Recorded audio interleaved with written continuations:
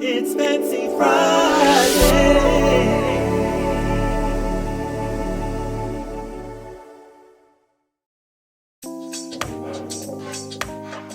Hi, I'm Danisha Mingo, CEO of Mingo Health Solutions, where we provide counseling and therapy services as well as services for children with autism. I founded Solutions of Change to help those who are uninsured or underinsured be able to access mental health care. Fancy Friday was started as a response to the pandemic since people were stuck at home. It promotes mental health by encouraging people to get dressed, feel good, have something to look forward to, and have fun.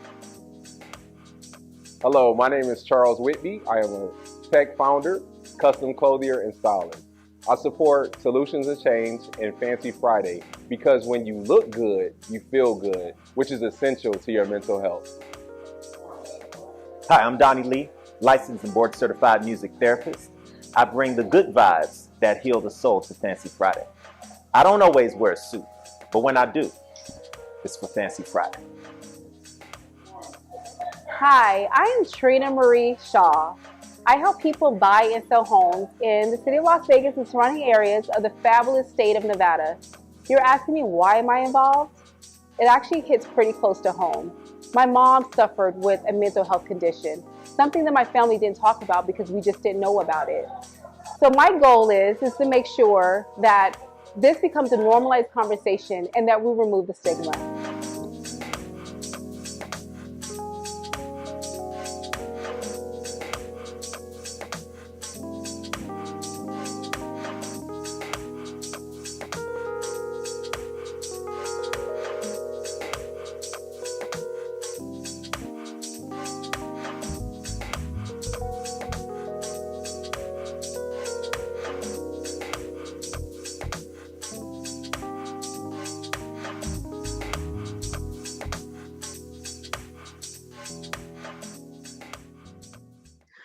Hey, you guys, welcome to Fancy Friday. As y'all know, April is Autism Awareness Month, and we are excited for tonight's show.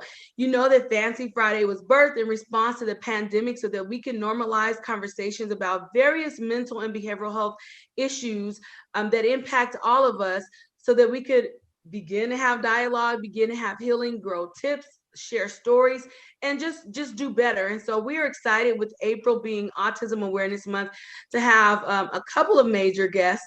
The second guest you will hear is from Competency from Granting Gift, who has a Race for Hope for Autism Awareness that MHS and Solutions of Change participates in every year. So we're excited to hear from her. But our first guest is just so important, and I'm thankful, is one of my board members, Vernon Taylor, who works with Envy Energy, and his wife, the beautiful Jennifer Taylor. You see her here sharing their personal story as they have a daughter who's 17-year-old and who has been diagnosed with autism. And so we're thankful to have them here to share their personal story, y'all.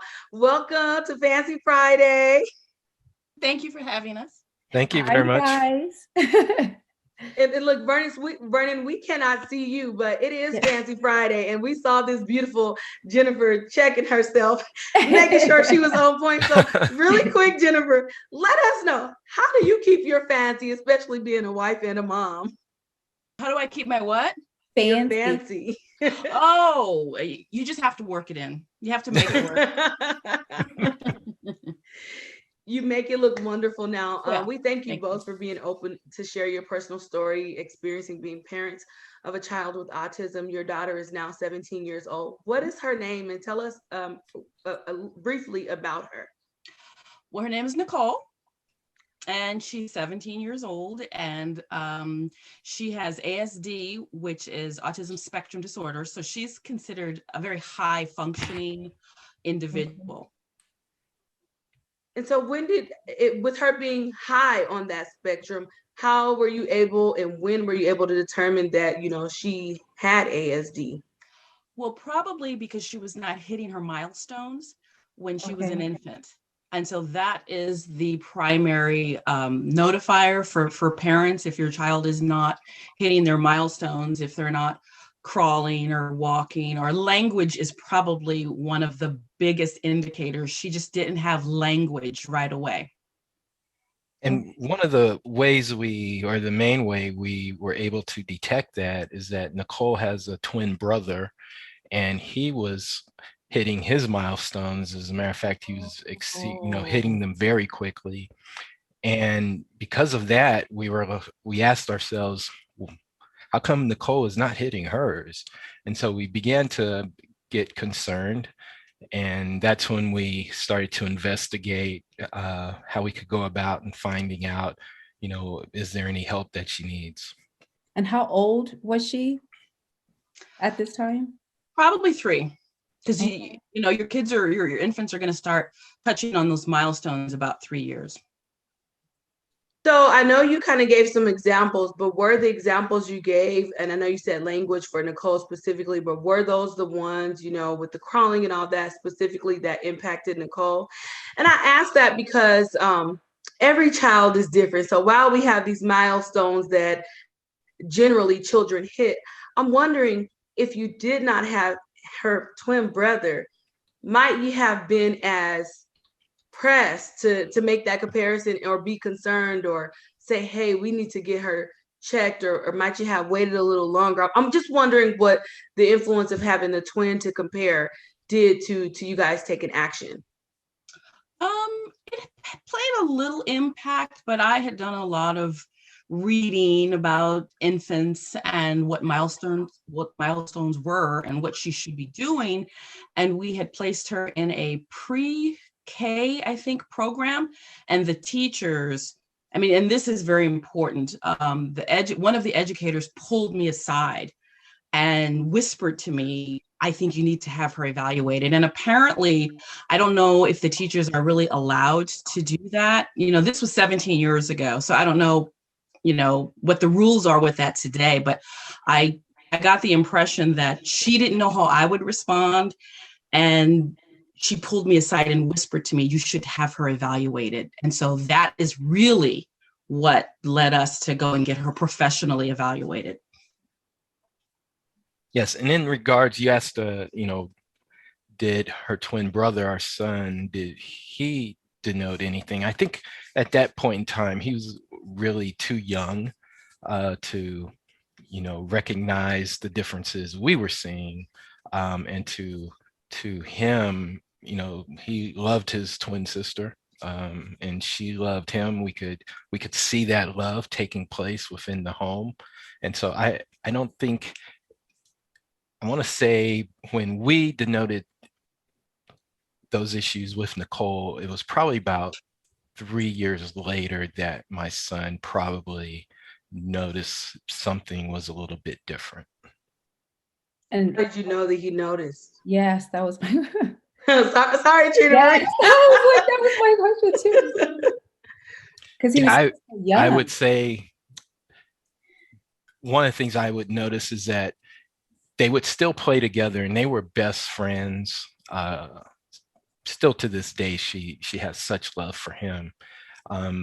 But he had a lot of friends, and I think she was finding that it was hard for her to make friends. We also had them at different schools, and he would wonder, how come Nicole's not going to my school? And so we had to kind of, explain to him, okay, here's some issues that are happening, and here's the situation.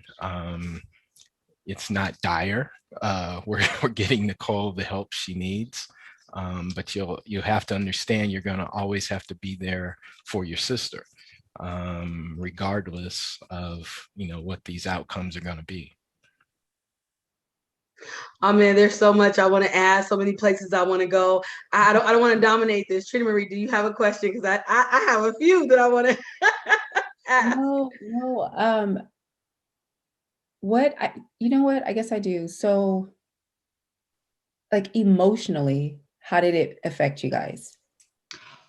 Well, when you realize that you have a special needs child, there are a myriad of emotions that you go through. Acceptance is the first thing that you have to, that you encounter. Acceptance is very difficult.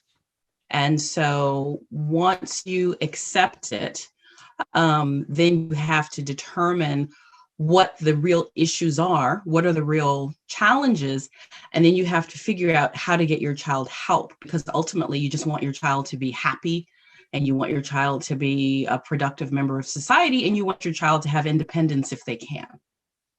Yep. Okay.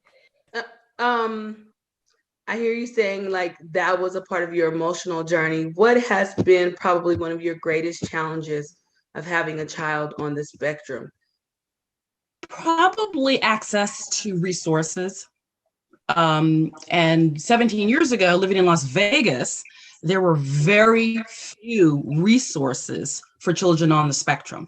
I mean, we were able to find resources, but one of the professionals that I spoke with told me about a school in Texas that I could send her to that was $45,000 a year. And it was just fabulous school for kids on the spectrum. And I'm like, $45,000 a year.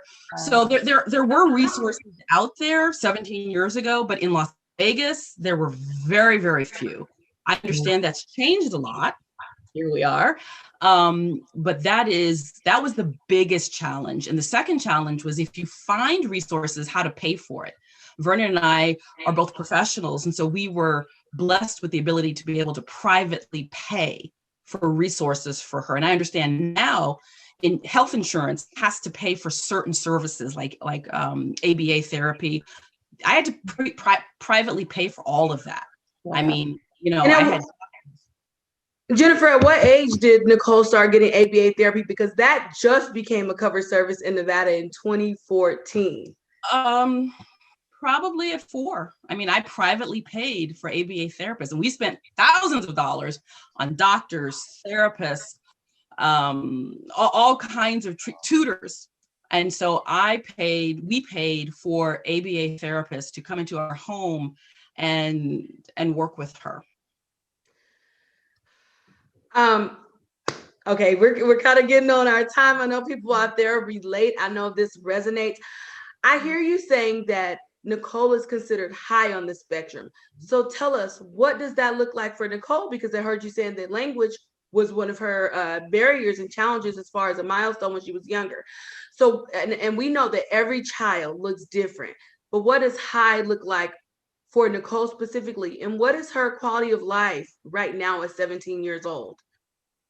Well, Nicole has a fantastic quality of life. She developed language probably at age 5. Okay. And I was determined to make sure that she acquired language and that she was able to read, because that opens up a whole new world for you if you can read, of course. And so she attends a special school. She's very happy. She has friends, which is very uncharacteristic of children on the spectrum. A lot of children on the spectrum don't want to socialize. They would prefer to be by themselves. Nicole is the opposite. She has girlfriends. She does have a social life. And so our goal for her in the future, and what we're currently working on, are ways for her to live an independent life. Oh, beautiful.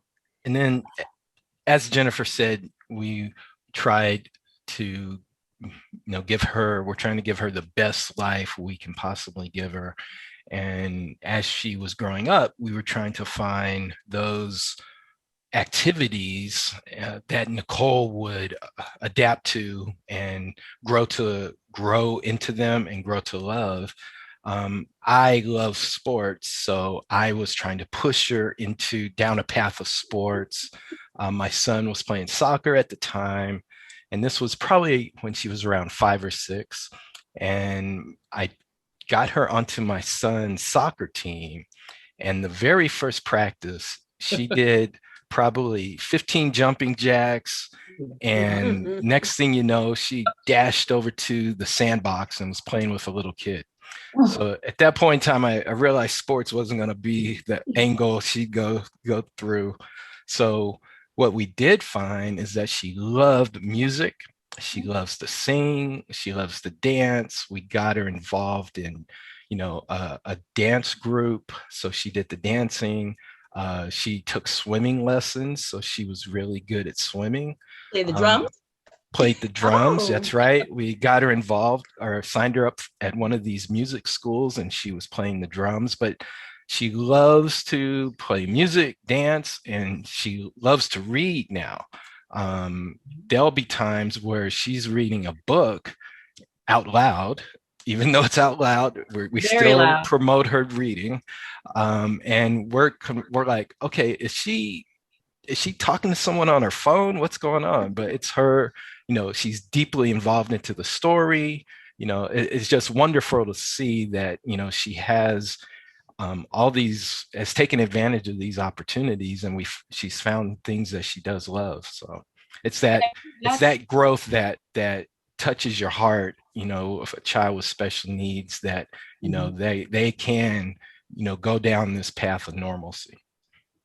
And I think that's what's important, just because I know you guys are running out of time, but I think that's what's important. The most important thing, if I could tell anyone, is to get help early.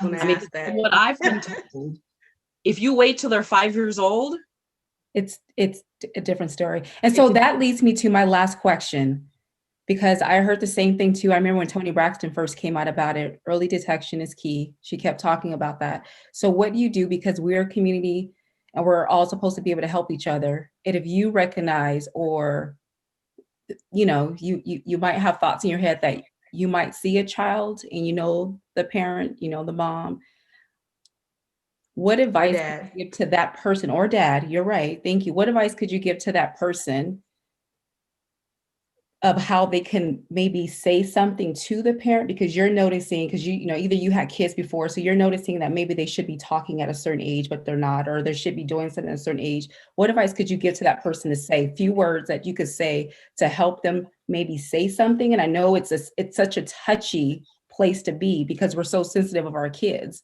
And then lastly, what advice could you give to the parent that if someone says something in the most loving and respectful way, what advice could you give to them? I would tell people to get professional intervention as soon as possible. And I never presume that someone's child is on the spectrum and offer that. Usually it has to be a situation where someone asks me about that, because there are a lot of comorbidities. There are a lot of kids on the spectrum that have other issues. So it's a very complex, multifactorial issue. So I would say get professional help immediately. And acceptance is very difficult. You have to try to accept, what God has given you, and make the best of it. That's what I would tell. Professional help immediately. And you have to become an advocate for your child in the medical field, in the academic arena, and just in life. You're always an advocate for your child. Thank you. This is fantastic. I mean, there's so much more. Donnie, I see you unmuted. Thank you for joining us. Do you have any lasting questions or words? Yes, thank you for the warm welcome. I'm so glad I can see all these beautiful faces, even if just for a few minutes. Jennifer, I'm not sure if someone has already asked the question, but I would like to ask you this. How has your own mental health played a role in your ability to effectively parent your child? Well, I think a family unit is very important in helping everyone on this journey. But though I do have friends who were single parents dealing with kids on the spectrum. So it obviously, you can do it. But having a family unit and just support from grandparents is vital to everyone's mental health. You need that, and luckily we had that, and we have that. And the other thing I would point out is if there are other siblings in the household, my daughter has a twin brother, and so for a number of years, I know he was psychologically impacted, because for her first 8 years of her life, I'm constantly having tutors and therapists come to the house, and the attention that I was able to pay to the other children suffers. So that's a whole other issue. That's a whole other area. And I know there are support groups for siblings of children on the spectrum, because they can't be ignored. And that's an issue. That's a real issue that you have to be cognizant of, is if you have a special needs child and you have other children in the home, how do you balance that? Thank you for sharing that.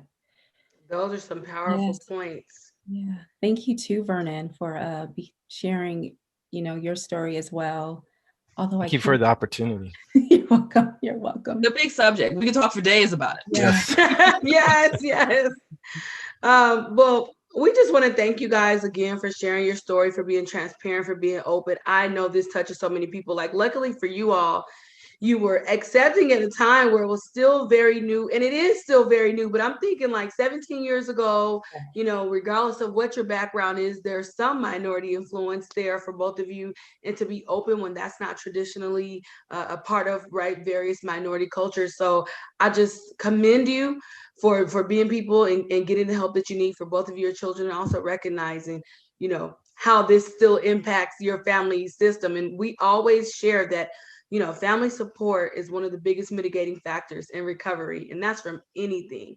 So we see that it here as well. I know, Jennifer, you kind of said some lasting words, but just because we did ask another question, I asked if you or Vernon, just really quick, any final words that you want to share with any family who may be dealing with a child who's on the spectrum. I would just say it's a road that you're going to have to go down, and a process that you really have to maintain a deep faith that you can get through it, and that God doesn't give you more than you can handle. I've told myself that numerous times, and it's not easy. But luckily, like Jennifer said, family matters, but so does having a loving wife who is there with you to get you through all this. So I thank Jennifer for that. Amen. Yes. we consider it our journey. And that's what it is. It's a journey. And at the end of the day, she's a young woman now. I mean, at the end of the day, she's a young woman, and the goal is for her to be healthy and happy and a productive member of society, and to be able to live independently on her own. Say that. So again. there is going to be a point at which you guys expect her to be independent of you. Oh yeah. Yeah, Beautiful. that's the goal. That's the goal. Yep. Well, thank y'all again. You guys, if you have any other questions, you can reach out to us at mhsbehavioralservices.com. You can reach out to Granting Gift, and we will also gather, some other information and resources for you guys to connect with if you want to hear more of the Taylor stories. We thank y'all for joining us. Be a part of the race for hope, okay? And if you have any topics or questions that you'd like to hear covered on Fancy Friday, as May is Mental Health Awareness Month, please let us know. Thank y'all for joining us, and know that, hey, it's Fancy Friday, mental health matters, and behavioral health matters. We are in this together. Thank you. Thank you. Have a wonderful night. God bless. Later. Bye, you guys. Bye. Goodbye. Thank you. Bye. Thank y'all again. Shine bright like a diamond. Shine bright like a diamond. Shine bright like a diamond. Shine bright like a diamond. Shine bright like a diamond.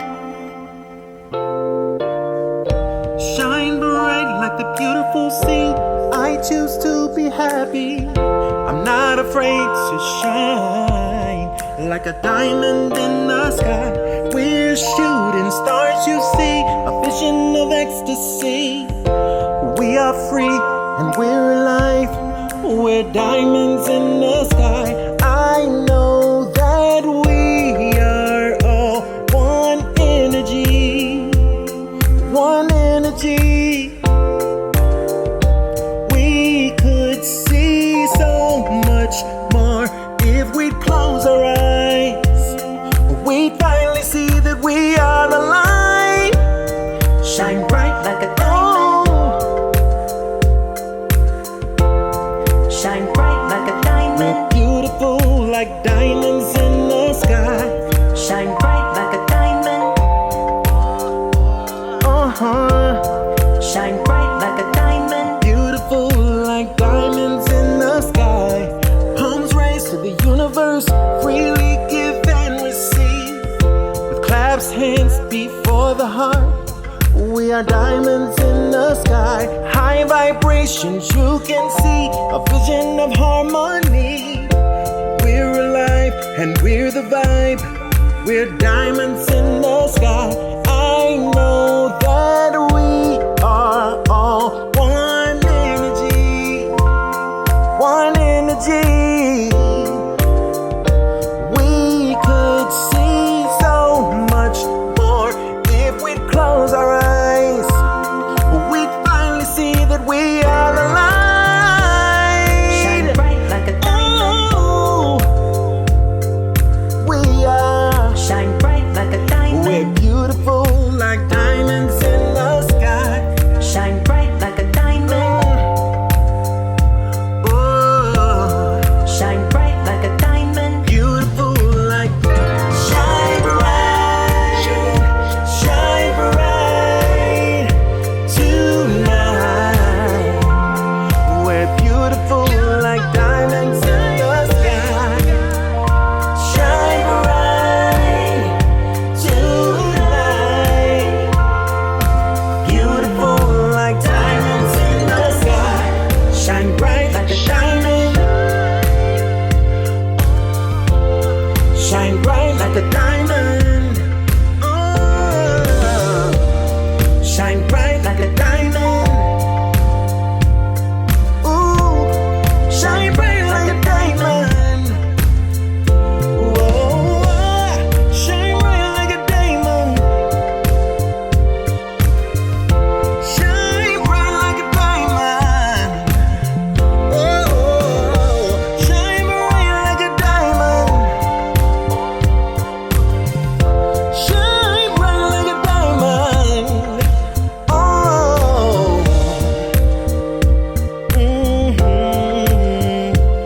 Oh, beautiful like diamonds in the sky. Yes, we are. Beautiful like diamonds in the sky. Shine bright like a diamond. Shine bright like a diamond. Shine bright like a diamond. Shine bright like a diamond.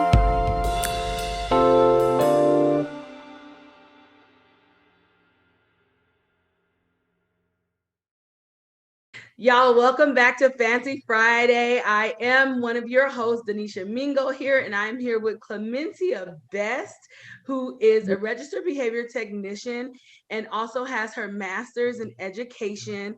And she works with Granting Gift, which is an autism organization. She's worked with them since 2015 as a contractor and currently is the vocational program director that helps individuals with autism developmental vocational skills. Granting Gift also partners with the Ackerman Center in a clinic that is multidisciplinary, and it teams with individuals who have autism ranging from 3 to 19 years old. So Clemencia has experience in assessment procedures, social skills groups, vocational skill development, one-on-one therapy, and parenting training. And her master's is actually a master's in curriculum and instruction from Arizona State University. So welcome here, Clemencia. Thank you for joining us. Yeah, thanks for Cynthia. Hi. Thanks for having me here today to speak to you guys. No, we're grateful to have you. And obviously, we just heard a personal story prior to you of a family who has a daughter who has autism. And so you working on the professional side as a registered behavior technician and you having your master's in educational as well as working with, you know, such a major leader in the autism world in Nevada and Las Vegas with Granting Gift. We're just thankful that you're lending, you know, your expertise and experience here with us today. You're looking beautiful. Thanks. Before we hop into the interview though, because we know you do some difficult work, it really takes a special person to be passionate and stay persistent in any particular industry, but especially with, you know, those people and kiddos who have autism. So we just thank you for your efforts. But before we get into those questions, I want to know, because you're looking really cute, how do you keep your fancy? How do I keep my fancy? Actually, I'm just a real simple girl. So my fancy is if it's comfortable, I'll do it. So that's how I keep my fancy. Yeah. Well, what's the necklace you're wearing? I mean, it's a standout necklace you got on right now. Oh yeah, I actually, this is a cool little found. I went to an Indian festival, like Indian food, and they're selling jewelry, and I was like, oh, this one looks really cute. So I was like, I'm gonna take it. So if it is fancy, it's usually a classic piece. I'm a classic piece kind of gal. Awesome. So Clemencia, tell us a little bit about like what led you into getting into the field of working with children with autism and granting gift. Okay. Yeah, so that was a pretty cool journey. It started when I was in high school. And so that was about 2002, because I graduated in 03. So a teacher that I worked with had a son on the spectrum. I'm actually to this day the only babysitter that ever took their son on an outing without her by himself. We took him skating. That was his first event without family. I guess fast forward, a real close family member in our family has a son on the spectrum. And so that just kind of, once I graduated from college, I was trying to figure out what I wanted to do, you know, that kind of scenario once you graduate, trying multiple jobs. I'm like, it doesn't fit here. And so I decided to go into education and work in special education. And then I moved to Las Vegas about 2011, 2012. And I worked at a private school called New Horizon as an assistant. And I just worked really well with individuals with autism. We had a presentation that came for behavior analysis. And that's when I discovered it was like a huzzah moment. And I was like, this is where I need to be at. So that started my journey of becoming an RBT and how I got with Granting Gift and got my certification as an RBT. And then working on my master's for my certifications to become a behavior analysis, which is coming pretty soon, testing in May for that. So, yay. So yeah. So that is my journey in a short snaps. No, congratulations to you on that, because we do know that the ABA field is very new to Nevada comparatively to the rest of the United States and even the world. The service being paid for has only been covered since 2014. And, you know, as you got a chance to see for, you know, her story, the Women's History Month, you know, one of the things that is being pushed in legislation right now is for cultural competency for all licensed professionals. And so what I do know in regard to the ABA field is there is a much, you know, need for minority providers, and that includes males, right? Males are a minority in mental health and in autism, but especially people of color and other backgrounds. And so it's a much needed, it's very needed, and we're thankful that you're feeling that. It is. And, you know, me being Native American and Black, I am, for the percentage of, I think Native Americans from the board was 0.3% and African Americans as BCBAs is 3%. So I'm upping the numbers in that diversity of that, like you said, more culture competency of understanding everybody's culture and how you can use that to effectively help that family develop those treatment plans to help their child who's on the spectrum. So what are some symptoms or whatever that someone could start to recognize, maybe to pay attention? Because I hear stories sometimes with like moms, especially where they, you know, they kind of might feel bad because they think that they should have caught it sooner. Yeah. So usually the most common area that parents should look into is the communication and the social skills. If you're seeing, you know, those indicators that your child is not speaking as fast or they're not interacting with their peers, those are kind of the main areas in autism that when they get diagnosis, those are the main areas that is focused on and they look at for that diagnosis. Okay. I still say it's kind of hard. So maybe give a little bit more, only because, like, you know, they always tell you to don't compare your kid to another kid because sometimes they might be a little bit slower at, let's say, speaking. So besides speaking, like, are there places where if you just want to be certain that you could take the child to get tested to find out, and if so, where? I would say because I don't diagnose, I can't really like say like, oh, go here, go here. Right. But usually like a good indicator is like when your kid's young and do they babble? That's like a big indicator. If they're not babbling or saying certain words, that would be a good indicator for you to be like, okay, let me go check and see how my child's doing, and then contact your medical provider or your psychologist or wherever that direction that is for, or early development. Those are some things that you can look for. Okay, thank you. Yeah. And Trina Marie, I think you brought up a good point, because although we have these milestones, every child is truly on their own journey. And so we don't want to get so tied up in saying, oh, my child didn't walk at this many months or didn't speak at this many months, and then get anxiety. So at what point should a person say, okay, this is, abnormal? And, Clemencia, you brought up a good point, and you said, hey, you don't diagnose. So can you explain to the people what that process of is from, getting a diagnosis of autism to getting potential applied behavioral analysis, which is what ABA stands for, those services for their child who may have autism? So usually the process with that is you'll go through a number of assessments that your medical provider or your child psychologist goes through. They set their criteria and ask parents multiple questions and test the child with that different assessment that they do. From there, to get ABA, they usually give, for insurance purposes, the FA11. And that's just kind of like the doctor prescription to saying like, hey, this child has autism and they are in need for services.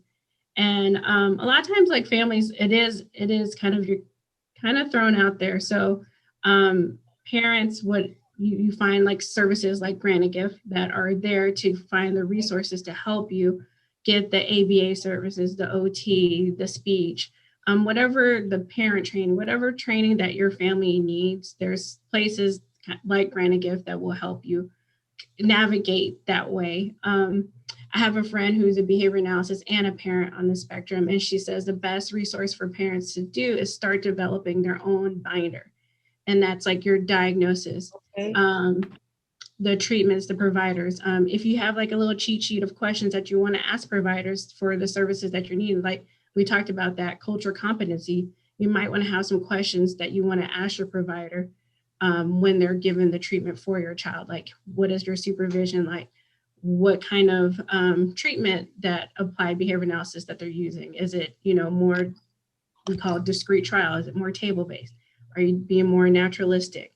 Do you focus on early intervention? So those are some things that parents should have, ready to go to kind of go on that journey. There is a lot filled with that journey.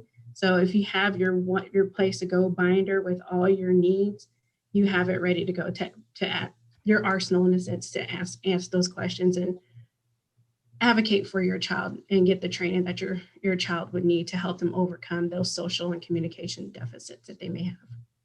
Oh, awesome.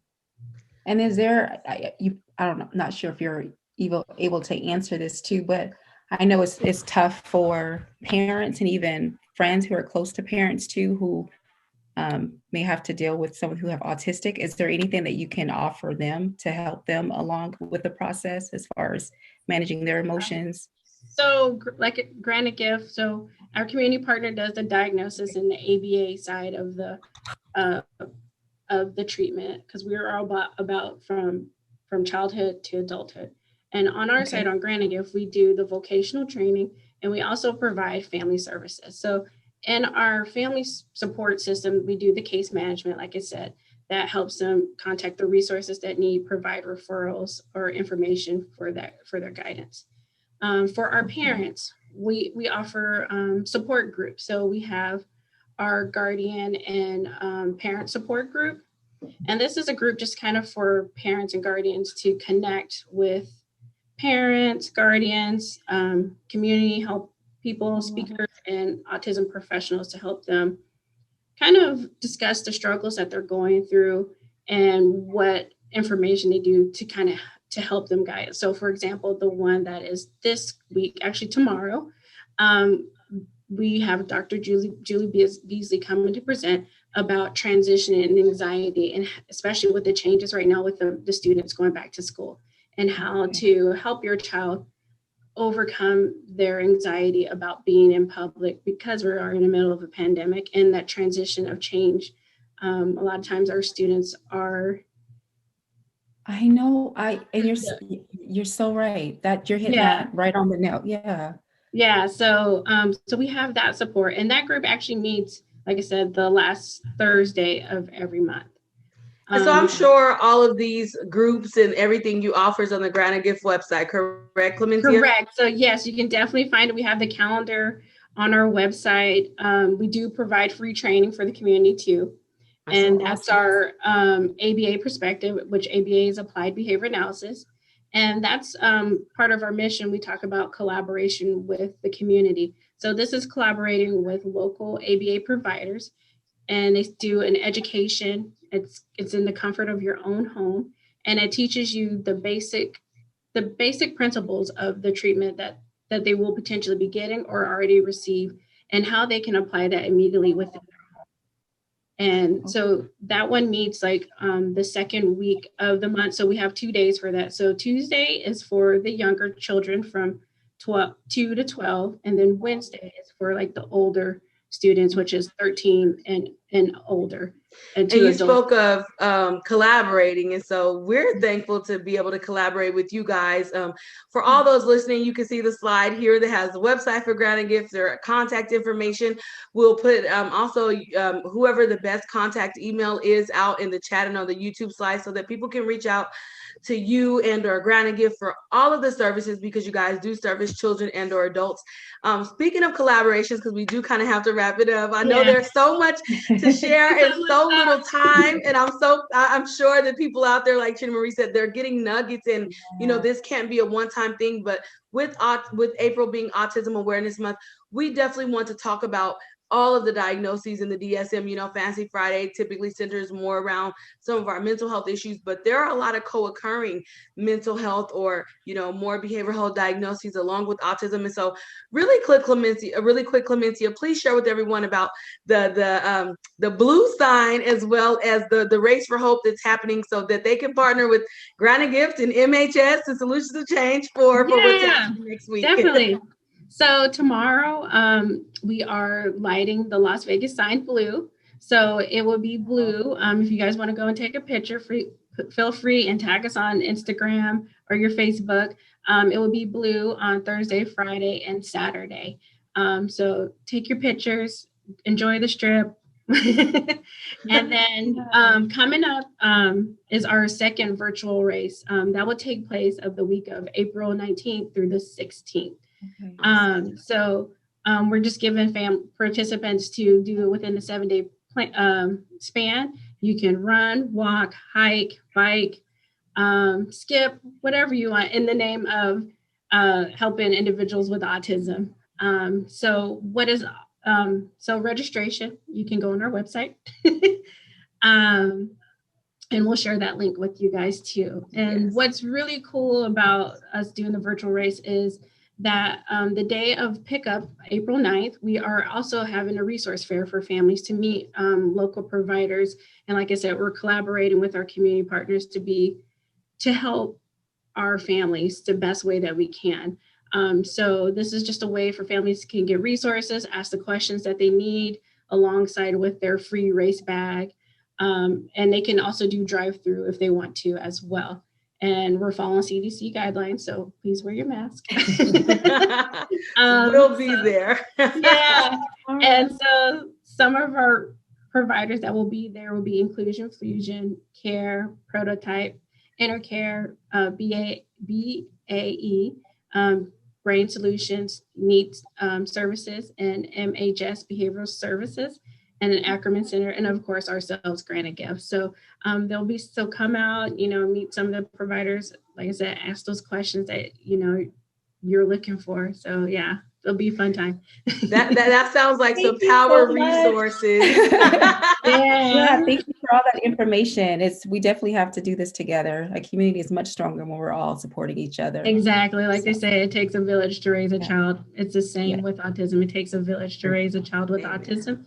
And one of our hashtags is what? We're in this together. So and yes, definitely, we're definitely in this together. We couldn't survive without that.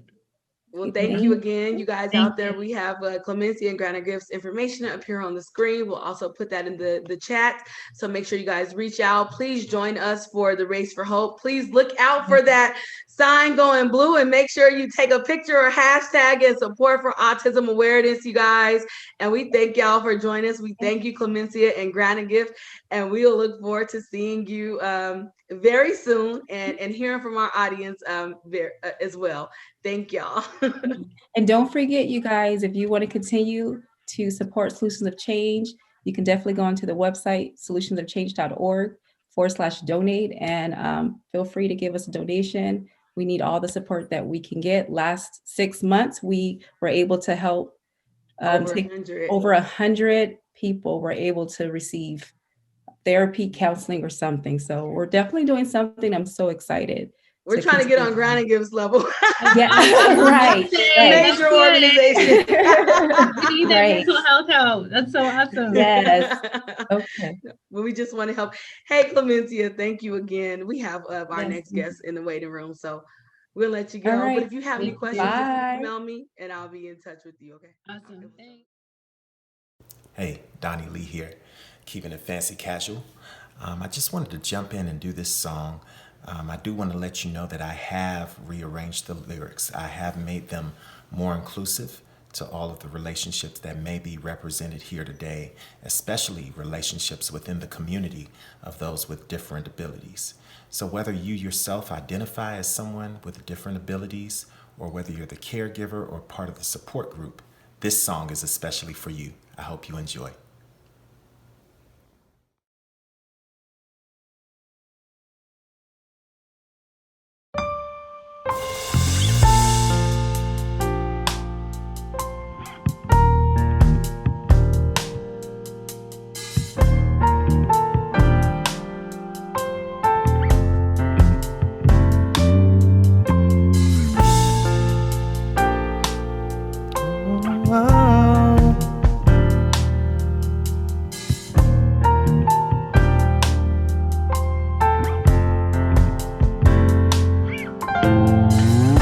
I'm in love with you, this ain't the honeymoon. We're past the attachment style phase. We're right in the thick of love, at times we get sick of love. It seems like we butt heads every day. I know you feel unheard and I feel overworked, but we both still got room love to grow. No love sometimes hurts, I still will put you first. We'll make this thing work, but I think we should take it slow. We're just ordinary people. We don't know which way to go. We're just ordinary people. Maybe we should take it slow. Take it slow. Oh, oh. This time we'll take it slow. This ain't no movie, no fairy tale conclusion, no. But it's getting clearer every day. I know you're heaven sent, I know this is covenant. I choose to love you all the way. Your smile is my dream. At times I may seem too busy to share and embrace. Let's take time in this song for a hug, make it long. This love I have for you is more than words could say. We're just ordinary people. We don't know which way to go. Take it slow. We're just ordinary people. Take it slow, take it. Maybe we should take it slow. Take it slow. Take it slow. Oh, oh. Maybe we take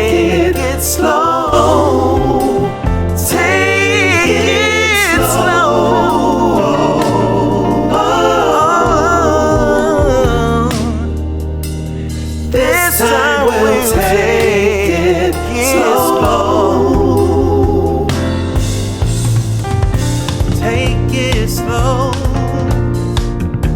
Take it slow. This time we'll take it slow. Oh, take it slow. Take it slow. This time we'll take it slow. Take it slow.